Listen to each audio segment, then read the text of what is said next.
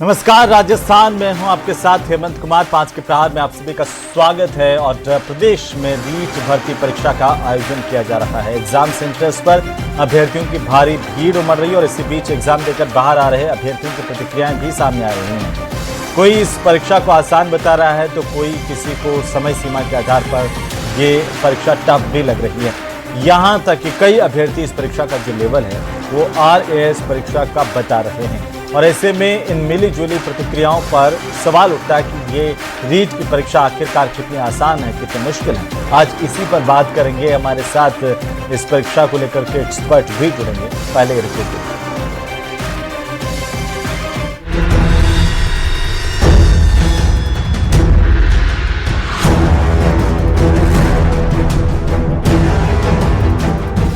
रीट की परीक्षा निकाल रही पसीना। बहुत ही कठिन था, समय की बहुत कमी रही उसमें, पर मॉडरेट था।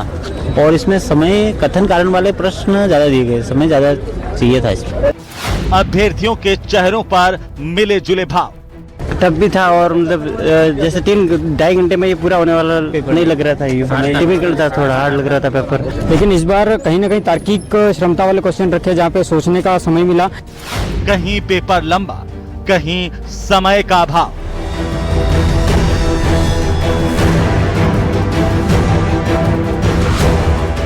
रीट एग्जाम कितना कठिन, कितना आसान।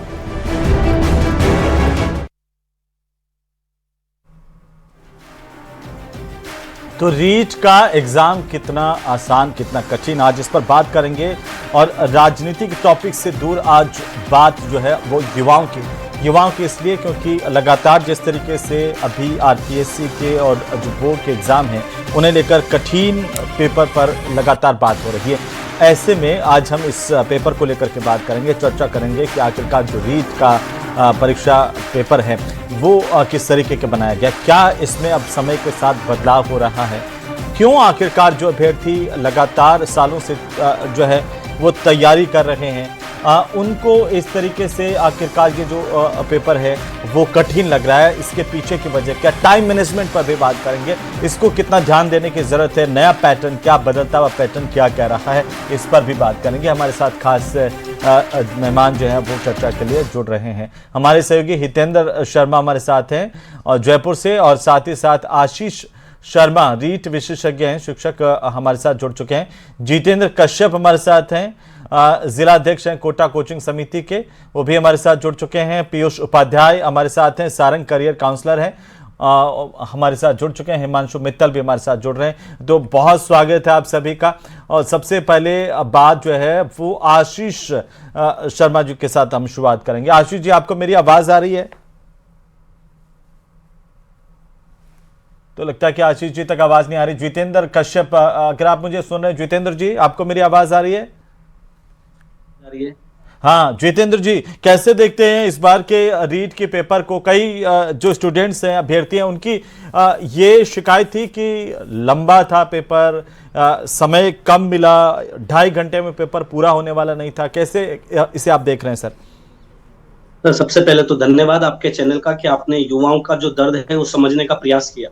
क्योंकि एक युवा जिस प्रकार से लगातार 2-3 साल तक लगातार मेहनत कर रहा है और मेहनत करने के बाद उसको सपनों को साकार करने का प्रयास है, लेकिन ये अधीनस्थ बोर्ड हो, RPSC हो, लगातार बच्चों के, युवाओं के सपनों को कुचलने का कार्य कर रहे हैं।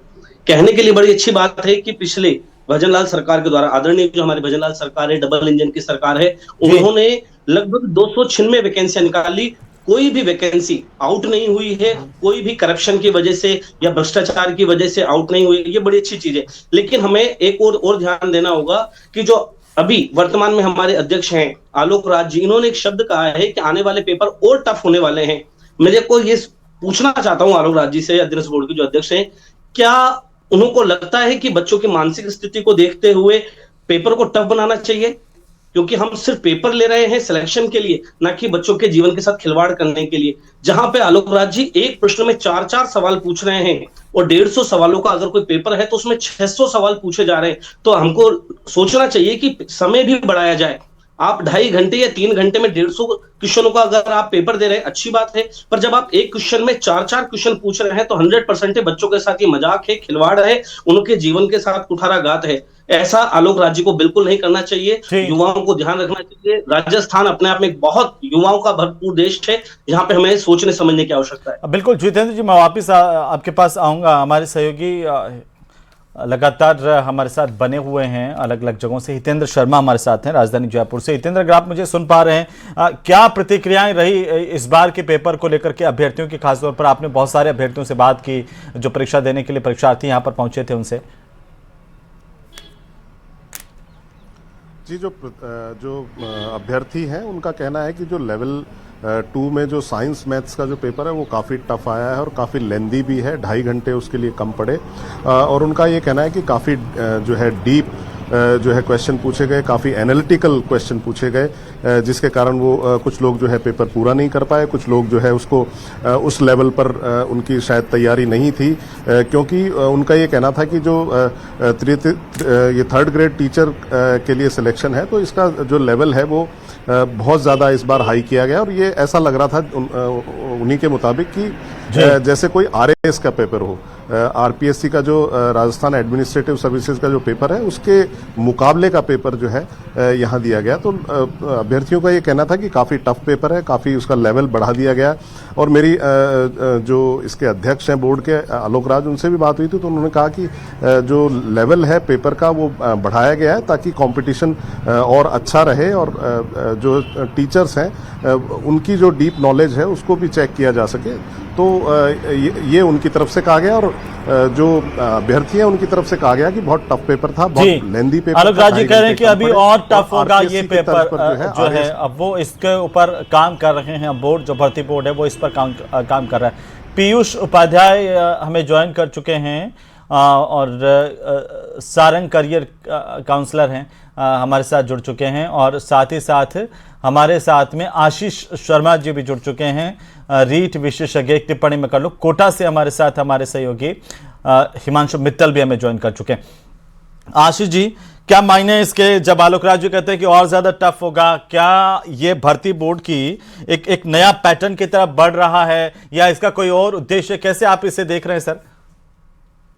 नमस्कार जी सर, आलोक राज जी कहते हैं कि पेपर का स्तर हम और बढ़ाएंगे, लेकिन अगर हम पिछले पेपर के पैटर्न के आधार पर देखें कि अब तक जितने भी इन्होंने 3rd ग्रेड लेवल के लिए एग्जाम लिए हैं और उनके आधार पर अब इस बार जो उन्होंने पेपर का लेवल सडनली अचानक पूरा 70% शिफ्ट कर दिया है। पहले लगभग 70% क्वेश्चन डायरेक्ट और फैक्चुअल आते थे, लेकिन अब की बार 70% अप्लाइड क्वेश्चंस डाले हैं। यानी परीक्षा का स्तर आवश्यकता से मेल नहीं खाता है। ये ऐसा लग रहा है कि ये पेपर एलिमिनेशन माइंडसेट से पेपर लिया जा रहा है, ना कि सिलेक्शन माइंडसेट से। यानी प्रतिभा की खोज नहीं की जा रही, प्रतिभा का दमन किया जा रहा है। क्योंकि इतना लेंदी पेपर कि आप 150 क्वेश्चन जो कि आप 2 घंटे 30 मिनट में करवाना चाहते हैं, वो 150 क्वेश्चन बच्चों के लिए 500 क्वेश्चन बन चुके हैं। तो टाइम मैनेज ही नहीं हो पा रहा है। बच्चा एक्यूरेसी, मतलब ठीक है आप पेपर का स्तर बढ़ाना चाहते हैं, इसमें कोई दो राय नहीं है, अच्छी बात है, इससे कट ऑफ नीचे ही जाएगी, बच्चों को नुकसान नहीं होगा, पढ़ने वाले बच्चों के लिए फायदा होगा। लेकिन इसका मतलब ये नहीं कि आप सडनली ही एक साथ ही पूरे पेपर का पैटर्न ही शिफ्ट कर दे। तो ये आप मान के चले आशीष जी कि पूरा का पूरा पैटर्न जो है बदलाव की तरफ जा रहा है, बोर्ड के मंशा ये नजर आ रही है आपको? बिल्कुल सर, बिल्कुल। RSSB ने सडनली जनवरी में जो एग्जाम्स लिए हैं वो RPSC पैटर्न को फॉलो कर लिया है, क्योंकि same to same pattern RPSC ने लास्ट ईयर फॉलो करना स्टार्ट किया था और उसी पैटर्न को RSSB ने स्टार्ट कर दिया है फॉलो करना। बिल्कुल। पीयूष उपाध्याय जी भी हमारे साथ हैं करियर काउंसलर के तौर पर। पीयूष जी, आपने 2 हमारे एक्सपर्ट हैं उनकी बात को सुना और अभ्यर्थियों का भी कहना है कि ये कठिन पेपर था। साइंस और मैथ्स को अगर हम इसके अंदर इंक्लूड करके देखें तो वो ज़्यादा कठिन था। एक करियर काउंसलर के तौर पर इसे कैसे देख रहे हैं? बोर्ड की रणनीति, अभ्यर्थियों पर इसका क्या इम्पैक्ट आता है? क्योंकि अभ्यर्थी तो जो जिस सिस्टम के अभ्यस्त हैं उसी तरह से तैयारी करके जाते हैं और फिर 2-3 साल, 5-5, 10-10 साल तक कई लोग तैयारी करते हैं इस एग्जाम की और उस बाद में इस एग्जाम में इस तरह से जाते हैं, पूरा पैटर्न, पूरा बदलाव दिखता है। तो उनके करियर को लेकर के या उनकी मनोस्थिति क्या होती है, हम थोड़ा समझना चाहते हैं इसे। जी सर, बहुत बहुत धन्यवाद। जी सर, आप सभी के विचारों से सहमत है, परंतु सबसे महत्वपूर्ण बात यह है सर, चाहे विद्यार्थी हो, चाहे कोचिंग हो, चाहे ऑनलाइन ग्रुप हो, चाहे रिसोर्स मटेरियल हो, इस परिवर्तन को सभी को स्वीकार भी करना पड़ेगा और उसके अनुरूप तैयारी भी करनी पड़ेगी। हम पेपर को यहाँ कठिन या जटिल की परिभाषा में नहीं रख सकते। पेपर इसलिए जरूर था, लेंदी था, इस वजह से बच्चों को समस्या आई क्योंकि बच्चे इस फॉर्मेट के लिए तैयार नहीं थे। जैसा कि हमने प्रश्न पत्र में देखा कि प्रश्न पत्र में कथन कारण वाले प्रश्न, साथ ही साथ सुमेलित करने वाले प्रश्न या विकल्पों को क्रमबद्धता से जमाने वाले प्रश्नों का स्तर बढ़ाया गया जी। और इस फॉर्मेट के लिए बच्चे मेंटली प्रिपेयर नहीं थे, ना कोचिंग के माध्यम से ना टेस्ट के माध्यम से। जी सर, मैं थोड़ा सा आपको रोक रहा हूं पीयूष जी। हमारे एक सम्मानित दर्शक हैं और अभ्यर्थी हैं बाड़मेर से। नमस्कार जी। नमस्कार सर जी। हाँ बताइए, क्या कहना चाहते हैं आप रीट के पेपर को लेकर के? नहीं, अच्छी व्यवस्था थी सर, पहले से अच्छा था जी। और व्यवस्था अच्छी थी। अच्छा और इतना था। हार्ड पेपर नहीं था सर, जो अच्छी व्यवस्था थी और अच्छी, इतना अच्छा हार्ड पेपर नहीं था। पढ़ेगी था, अच्छा ही था पेपर। तो ये जो कहा जा रहा है कि ये 2.5 घंटे में पूरा होने वाला पेपर नहीं था, ये टाइम मैनेजमेंट को लेकर के भी सवाल खड़े हो रहे हैं, इस पर क्या कहना है आपका? नहीं, ऐसा कुछ नहीं, 2.5 घंटे में तो नॉर्मल पर, इतना 2.5 घंटा तो अच्छा ही था ना जी। हिसाब से अच्छा था। ऐसे टाइम पर बात पढ़ने के लिए अच्छा पेपर था। 2.5 घंटे में कितने भी कर सकते हो आप। कर सकते हैं नीलमा राम जी। जी शुक्रिया नीलमा राम जी, आपने फोन किया है और इस पर अपनी राय रखी है। बाकी अभ्यर्थी भी प्रदेश के इस वक्त हम सबको देख रहे हैं, तो हमसे अगर हमारे विशेषज्ञों से भी अगर आप सवाल करना चाहते हैं इस पेपर से संबंधित या आपकी कोई आशंकाएं शंकाएं, तो वो भी आप पूछ सकते हैं। आपकी क्या राय है वो भी हमें फोन पर रख सकते हैं। हमारे टेलीफोन नंबर आपकी टीवी स्क्रीन पर फ्लैश हो रहे हैं। मैं पीयूष जी के पास पूरा करने के लिए वापस जाऊँ, उससे पहले हिमांशु हमारे साथ हैं कोटा से, हमारे सहयोगी। हिमांशु, आपने बहुत सारे छात्र छात्राओं से बात की जिन्होंने रीट का पेपर दिया, क्या उनका कहना था, उनके नजरिए से कैसे देखा जा रहा है कि कैसा था पेपर? देखिए, मास्टर बनाने की परीक्षा है और फिलहाल जो एग्जाम पेपर है उनको लेकर के कुछ मास्टर्स भी परेशान।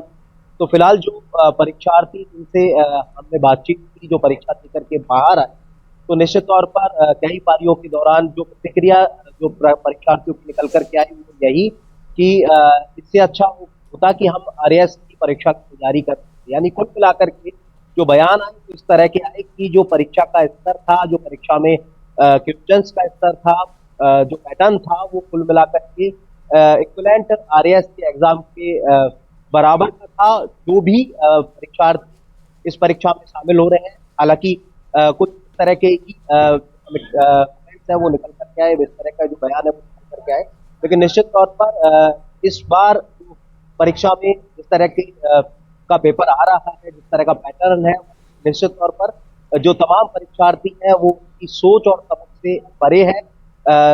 कहा जा सकता है कि जो तैयारी उन्होंने की उसके लेवल से जो है वो पेपर का एंगल है थोड़ा अलग था। और इसी तरह की जो प्रतिक्रिया है कोटा के अलग अलग परीक्षा पर अलग अलग परीक्षार्थी जिन्होंने परीक्षा को दिया, जिसके बाद हम उनके बयान किए, उनके रिएक्शन किए, तो इसी तरह की जी। हिमांशु, बिल्कुल हम वापस आएंगे आपके पास में। और पीयूष जी, जैसे आप कह रहे थे कि ये पैटर्न नया तो था लेकिन ये ज़रूरी है, आपके हिसाब से मैं समझूं तो? भारत में अन्य राज्य स्तरीय परीक्षाएं या राष्ट्रीय स्तर परीक्षाएं जी वो योग्य व्यक्ति के चयन के लिए एप्टीट्यूड का यूज करती हैं। मैं निश्चित रूप से यहाँ पर प्रशंसा करना चाहूंगा अधीनस्थ बोर्ड की कि योग्य व्यक्ति के चयन के लिए जो पैरामीटर बनाए गए हैं, ऐसा नहीं है कि विषय वस्तु कोई बिल्कुल आउट ऑफ रेंज जाकर पूछी गई है। जिस विद्यार्थी ने नियमित सतत अध्ययन किया है, बोर्ड पुस्तकों का, NCERT का रेफरेंस लिया है या संदर्भ पुस्तकों का अच्छा अध्ययन किया है, वो निश्चित रूप से सफलता प्राप्त करेगा।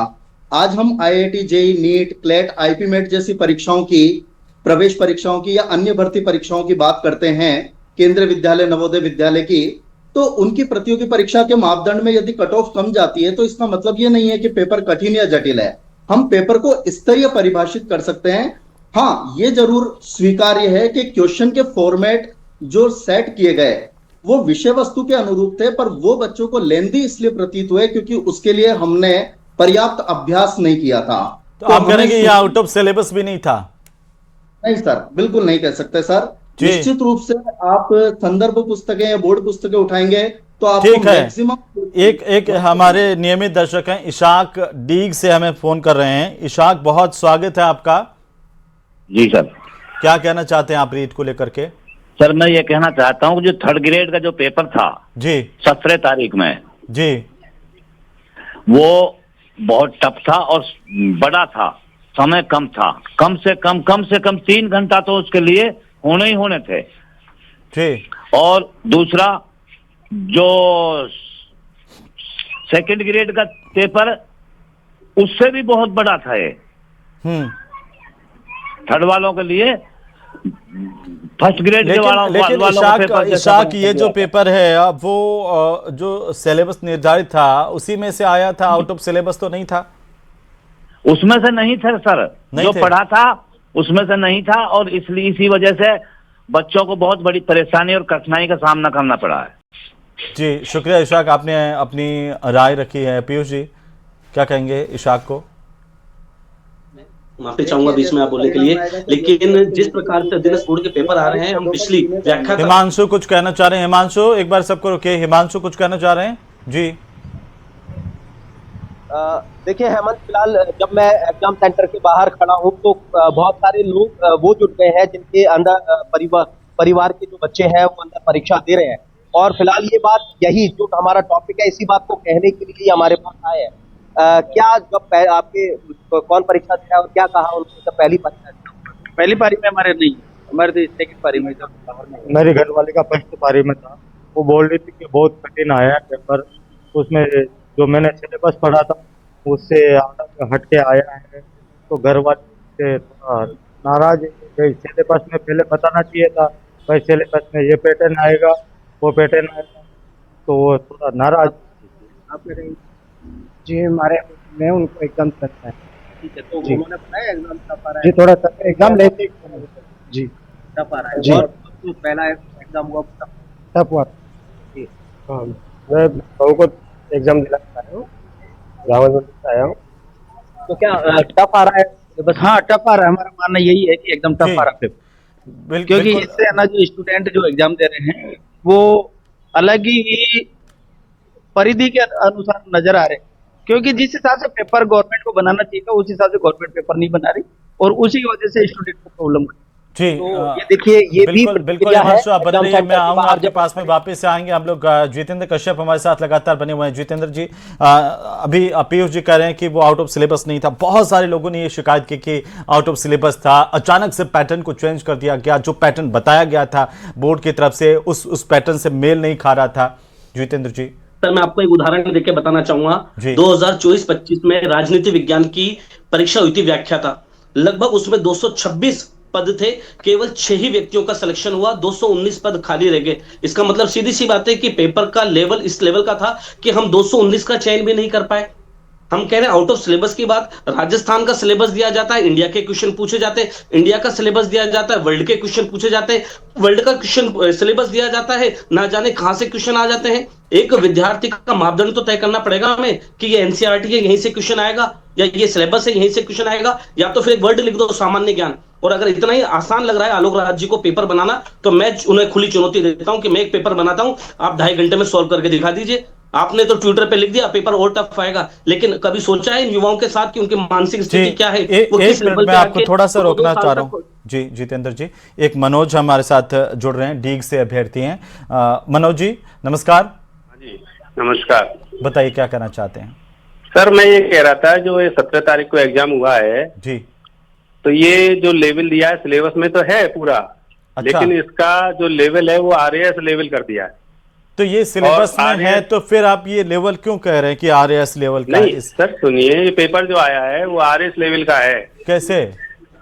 ये आरएएस लेवल का बहुत ज्यादा टफ पेपर है, और यदि मान लो बच्चे 2 तरह के होते हैं, एक जो बोर्ड ने तय सिलेबस आपको दिया था उसको पूरा पढ़ना चाहिए वो था। सही है सर, वो तो बोर्ड पर ही डिसाइड होगा कि वो सिलेबस लेवल का पेपर है सर।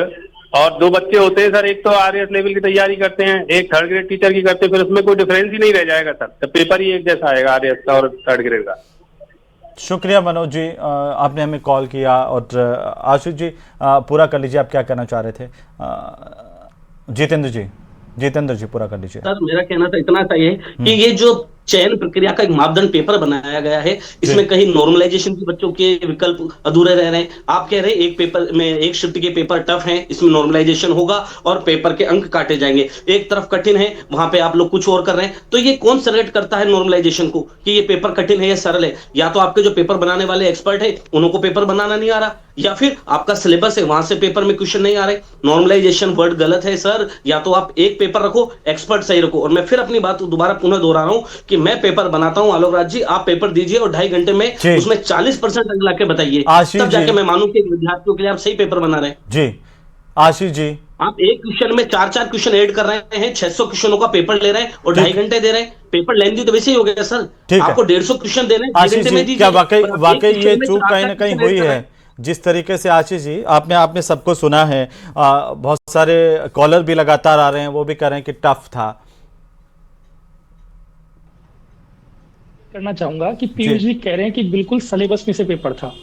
सर पेपर कठिन होना और जटिल होना दोनों में एक अंतर है। कठिन होने का अर्थ होता है कि क्वेश्चंस का लेवल ज्यादा टफ कर दिया उन्होंने, और जटिल होने का अर्थ है कि क्वेश्चंस की लैंग्वेज को कॉम्प्लेक्स कर दिया। तो ये क्वेश्चन कठिन, ये पूरा पेपर कठिन ना होकर जटिल बना हुआ है। जटिल था तो जटिल पेपर था, ये कठिन पेपर नहीं था। सिलेबस में सब कुछ था, ठीक है, 2-4 क्वेश्चन, लेकिन इसकी भाषा इतनी क्लिष्ट कर दी गई कि आसानी से समझ नहीं पाए। वो टाइम कंज्यूमिंग हो गया फिर अभ्यर्थी के लिए भी, और ये 2.5 घंटे उसके लिए कम हो गया 150 सवालों को छूने के लिए, जितना मैं आपकी बात को समझ पा रहा हूं सर। बिल्कुल सर। और ऐसा भी नहीं है कि पूरा ही पेपर, जैसे ठीक है 2-4 क्वेश्चन आउट ऑफ सिलेबस हो जाते हैं। जैसे मैं साइंस मैथ के पेपर की बात करूं तो एक क्वेश्चन इन्होंने फिजिक्स में एसेंट्रिसिटी का, उत्केंद्रता का क्वेश्चन दिया, जो कि ना तक इन्होंने 10 तक का सिलेबस दिया है, उसमें लिखा हुआ है कि 12th लेवल तक का पूछा जा सकता है। लेकिन उत्केंद्रता की बात 12th लेवल पर भी नहीं है, बीएससी फर्स्ट ईयर में जाकर मैकेनिक्स बुक में है।